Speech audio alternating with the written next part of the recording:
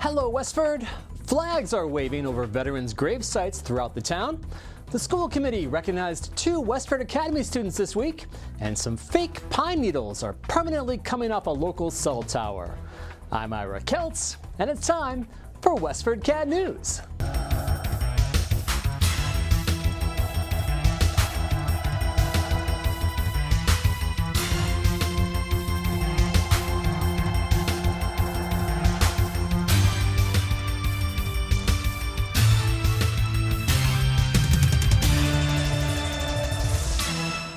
Superintendent Bill Olson and school committee members recognized the 2 Westford Academy student representatives on May 21st. Gareth Owens and Stephen McMaster served as liaisons this school year.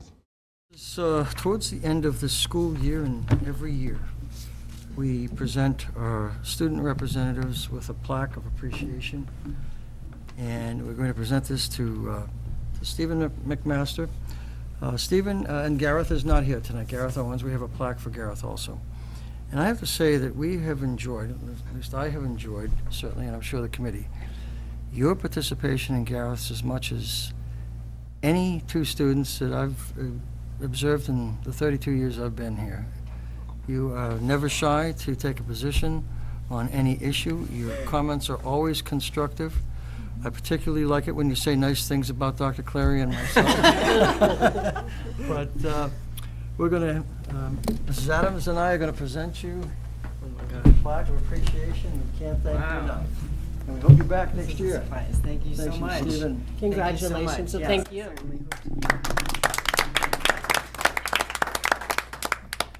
So before we jump ahead to school committee updates, I think we have a late arrival that we can recognize.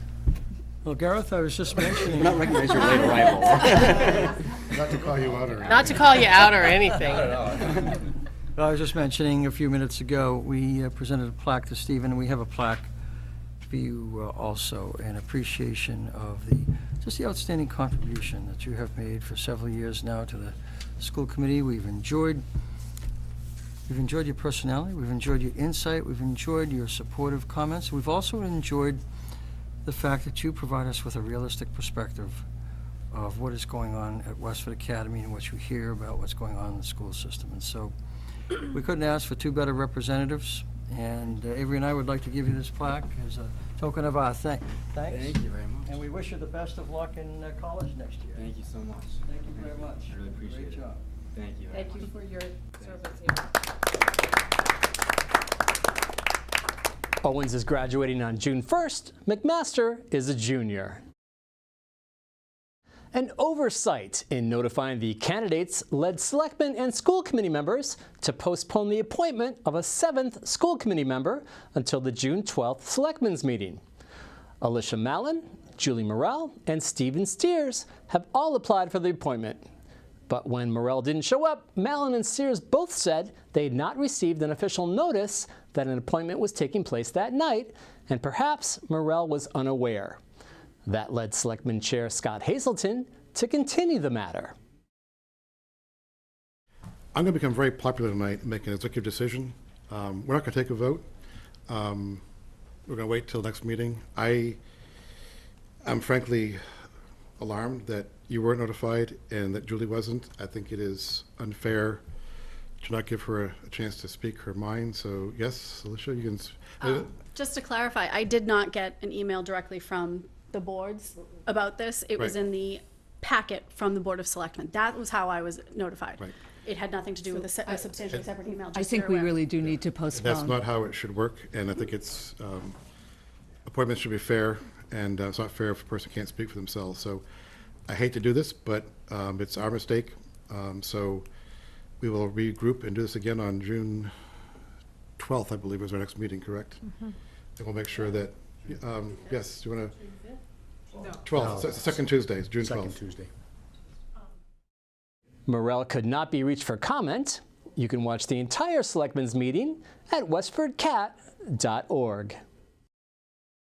A cell tower on St. Augustine Drive was the focus of a public hearing at the May 21st Planning Board meeting. The tower is camouflaged with green plastic pine needles to help it blend in with the surrounding trees. However, the fake needles have been falling off and landing in nearby properties, including the yard of Bruce Bunker behind the tower. Here's Bunker. My name is Bruce Bunker. I live at 47 Keys Road. My house is the closest to the cell tower. You brought exhibits. Yes. This is what's been falling since they put it up. The first time they came down, there was nothing on it. And believe me, it didn't look that bad. And they put them back on there, and it proceeded to come off again. I got this on my property last fall, and there's hundreds of these on my land. The board unanimously voted to allow applicant SBA Monarch Towers LLC of Boca Raton, Florida, to remove the faux tree branches and touch up the pole with brown paint. The cell tower was installed about 11 years ago, according to Bunker, who has lived on Keys Road since 1986. Watch the entire planning board meeting at WestfordCAT.org. In observance of Memorial Day this weekend, volunteers adorned veterans' graves at the town's 5 public and 2 private cemeteries. According to Veterans Services Officer Terry Stater, the group placed more than 900 flags. Stater praised members of the Frederick S. Healy American Legion Post 159 for anchoring the effort over many years. This year, residents and Westford Girl Scout Troop 68051 also participated. Stater ordered more than 1,000 flags to cover every veteran's grave in town. The cost, he said, is reimbursed annually by the Massachusetts Department of Veterans Services. Here he is with more info. Well, here at Fairview, we did this because we had a great turnout for volunteers with one of the Girl Scout troops in town coming out to help, as well as American Legion Post 159 came out, and we did this in under 45 minutes. So there's over 430 some plus flags here. We had a couple burials this last week that we had already flagged ahead of the time. So it didn't take us that long. It was great having the perfect weather, and it was nice and cool, and we did it in really good order. So I was real happy to see the number of volunteers here, and at Pine Grove, St. Catherine's we did also Saturday. Stater said the ritual of placing flags on veterans' graves in Westford began more than 60 years ago. The flags will remain up until Veterans Day.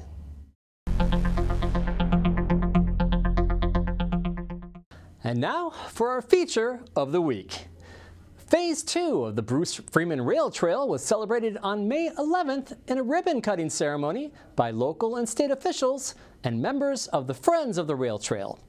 The 4.9-mile extension runs from Westford through Carlisle and Acton. Here's Highway Director for Mass DOT Highway Division District 3, Barry Lorian, acknowledging all those who helped.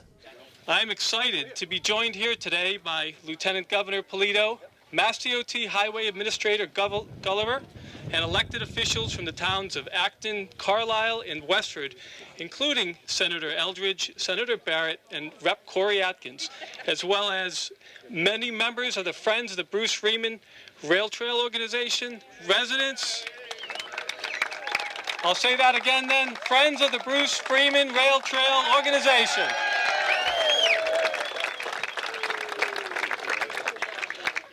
Residents and neighbors, as well as members of the Freeman family. Thank you for coming, everyone. Westford has been represented for many years by volunteer Emily Teller, who serves on the Friends of the Freeman Rail Trail, along with Chris Barrett. Here is Selectman Chairman Scott Hazelton acknowledging her. One thing that hasn't been mentioned enough is the role of the CPC, the Community Preservation Committees, in funding this. In Westford, we were part of Phase 1 and Phase 2, and Emily was a great friend of the CPC for many years as a visitor, pushing for this money, and glad to see her still at it. And of course, we've had a lot of state money as well, but really want to thank the local officials who've put the money in to make this thing work. Westford is a town that's young, but growing, and growing in the area of public safety with more sidewalks, public recreation, with more fields. And this is a great addition to it. We can expand other offerings down the entire length of towns for all ages. You can take a stroller here, you can take a bike here. From 8 months to 80 years old, you can celebrate this rail trail. So it's a great recreation opportunity for us, and glad to have been part of it my CPC days, and still be with it as a selectman. So thank you. The rail trail follows the 25-mile route of the old New Haven Railroad, Framingham and Lowell line, beginning in Lowell and running through Chelmsford and Westford. The bike trail will eventually run through Concord and Sudbury, ending in Framingham. Phase 1 of the trail, stretching from Lowell to the routes 225 and 27 intersection in Westford, was opened in 2009. Here's Teller with more history. How long, first of all, have you been involved in this? I've only been involved for 14 years, since 2004. The Friends group started in 2000 with some people from Concord inviting the national president of the Rails to Trails Conservancy in America to come and talk to them about the potential of a rail trail. But even before then, in the 1980s, Bruce Freeman, who was a representative in Chelmsford to the state legislature, went out to California to visit his son. And he saw a rail trail that had been created there, and he came back and he thought, you know what, I live in Chelmsford, we have one of those near us, let's see what we can do. And he met with Sharon Galpin and Mary Tevlin in a parking lot in Chelmsford, and the day that the Challenger blew up in 1986 was the first day that someone went in to talk to the Boston Mass DOT. It was Beverly Woods, who is now executive director of NIMCOG. She was an administrative assistant at the time. And NEMCOG stands for Northern Middlesex Council of Governments. And they oversee the transportation expenditures in this area. And the NIMCOG abuts the Boston MPO, which oversees transportation, federal and state expenditures closer to Boston. And the Bruce Freeman Rail Trail is overseen by both of those financial planning areas. The Friends of the Bruce Freeman Rail Trail have a website at brucefreemanrailtrail.org. Emily Doolin was named this year's Apple Blossom Queen at the annual Kiwanis Festival on May 12th. Doolin, a Westford Academy senior, was crowned by her predecessor, Olivia Overton. Doolin competed with 9 other Westford Academy seniors. Here, she and Overton reflect on their experience with news director Joyce Polino Crane. Do you have any advice to give Emily? Just keep doing the incredible things that you're doing as a young woman in the world, and don't ever let anyone tell you that a leadership opportunity or a community service opportunity isn't the right thing for you to do, as long as it's like ethical and everything. But just keep following your passions, because if it brought you here, it can really bring you anywhere. So were you surprised when you were named Queen? Yes, I was very surprised. All of the candidates were so amazing and have done so much work in Westford, and it was a true moment of disbelief to have won. And just tell us, where are you off to now? You're a senior graduating in June, early June, and then what happens next for you? I'm going to North Carolina State University. I'm going to study psychology and potentially social working. Sounds wonderful. Good luck to both of you. Very proud of you both. Thank you. In other festival events, the coveted Rhodey Bowl was awarded to the staff members of the J.V. Fletcher Library for their parade float, Readers Rock. And Gloria Tu Gilbert was named Person of the Year. But I just want to say from the bottom of my heart that this is really quite an honor, and I feel like crying. It's I don't know. It's a lot for me to be recognized. I would just want to. I don't want to cry.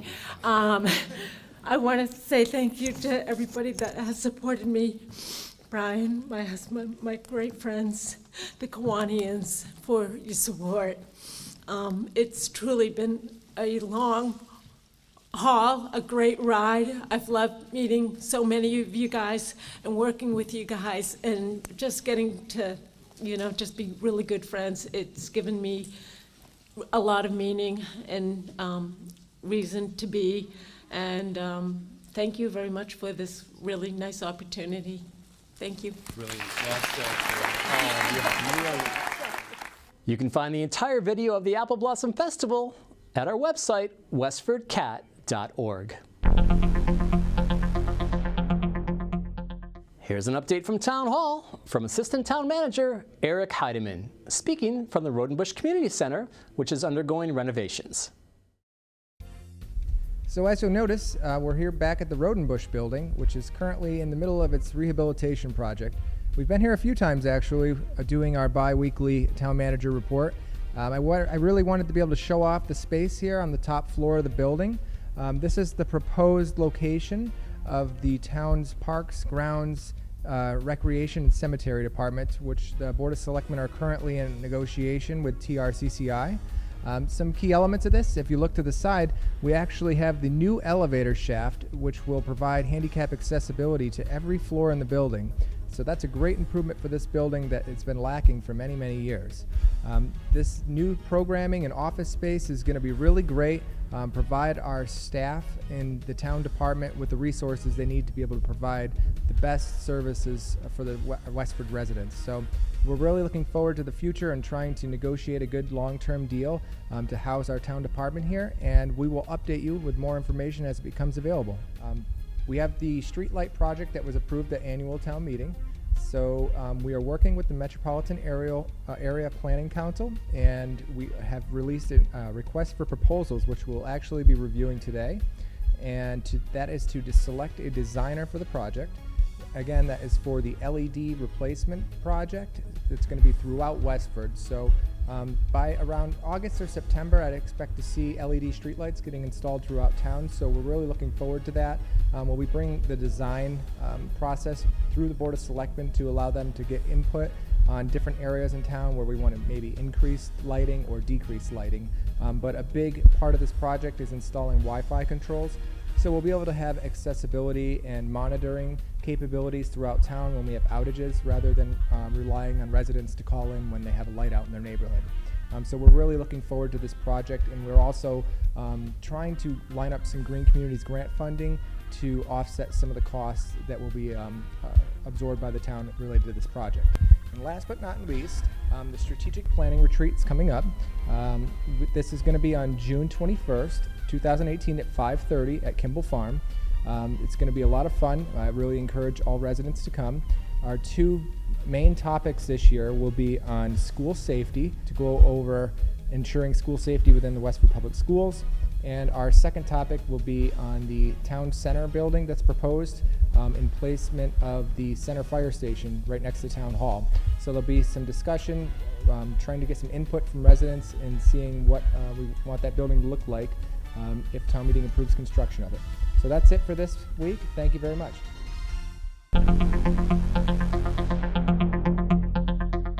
Mabel is an energetic 5-year-old German Shepherd mix looking for a family to call her own. Here's Patty Stalker with more. As one of the oldest humane organizations in Massachusetts, the Lowell Humane Society has provided care for homeless and distressed animals since 1873. Recently, marketing and fundraising manager Crystal Arnott introduced me to this happy and lovable shepherd mix named Mabel. So this is Mabel. She is a 5-year-old shepherd mix, and she's looking for a home. We're looking for an adult home for her. She can be quite a lot of dog at times, and she would do well with canine playmates, but would rather not live with a dog or other small animals. She's very energetic and very silly. And she really likes to play. She loves toys, she loves treats, and she loves to be pet. Unfortunately, her prior family didn't have time for her. They just didn't have the time to continue getting her out for her walks and the playtime that she needs. But she's a really sweet girl. She's very sociable. She loves people, and she will definitely make you laugh every day.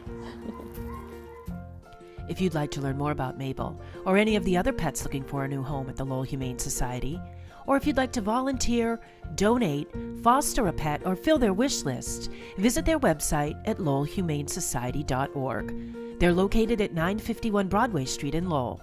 Call 978-452-7781. You can also find them on Facebook.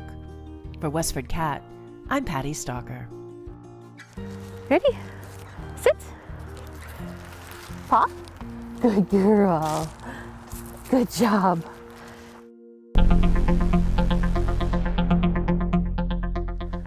Rekha Sharma is here to tell you about the benefits of the herb ashwagandha. Hi everyone, I'm Rekha Sharma, your Ayurveda practitioner, back with a new health tip for WestfordCAT News. Today I'm going to talk about ashwagandha. Ashwagandha is a natural antioxidant which helps to delay early signs of aging. It is a wonderful remedy to increase physical endurance and recovery from long-term illness. Ashwagandha also helps in promoting calmness and grounding of the mind due to its good penetrating powers. Ashwagandha helps in relieving burning sensation in the extremities. It is a powerful immunity booster. It helps to reduce swellings and restoring blood supply. It improves mental ability, overall stamina, strength and vigor. Ashwagandha has great healing properties, therefore helps in faster healing of the wounds and injuries. You can take 1 to 2 cups of ashwagandha tea once daily or apply ashwagandha oil on scalp once a week for benefits. If you have any allergies, please contact your PCP before consuming or applying. I'll be back with a new health tip. Bye for now. We've made it to the warm, sunny days of June, viewers. Let's see what weather.com is forecasting.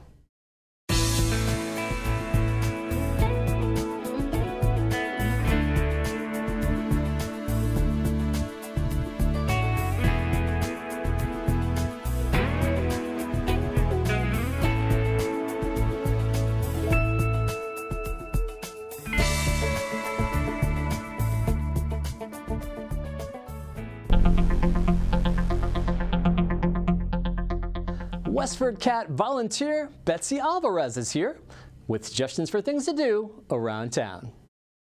Thanks, Ira. The monthly Mystery Book Club will meet on Monday, June 4th at 10:30 a.m. at the J.V. Fletcher Library to discuss God in Concord by Jane Langton.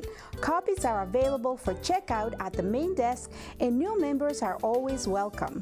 No registration is required.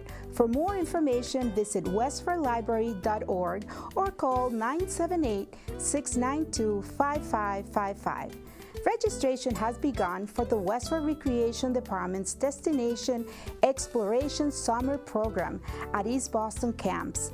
The 7-week program starts on June 25th and will focus on outdoor exploration and discovery in addition to hiking, swimming, fishing, and boating on Burgess Pond. Children would also participate in sports, games, arts, and crafts. The weekly fee is $350 or $80 per day with additional fees for extended days. Sign up by June 1st for a 10% discount.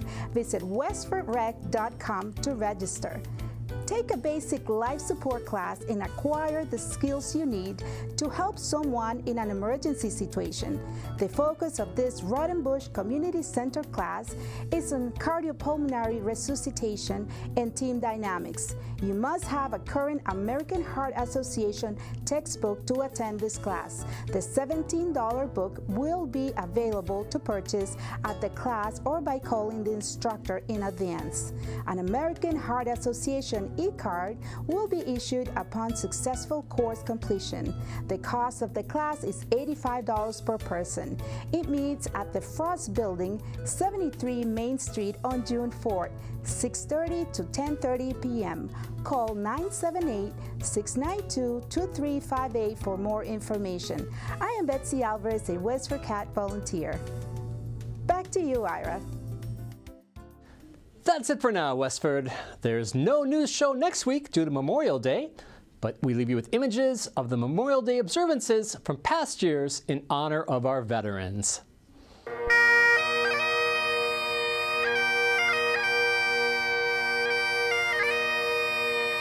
Welcome to Westford's reading of the Memorial Day Honor Roll, stretching as far back to the Revolutionary War.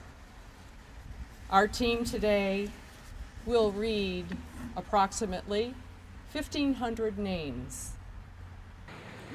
Present! Power!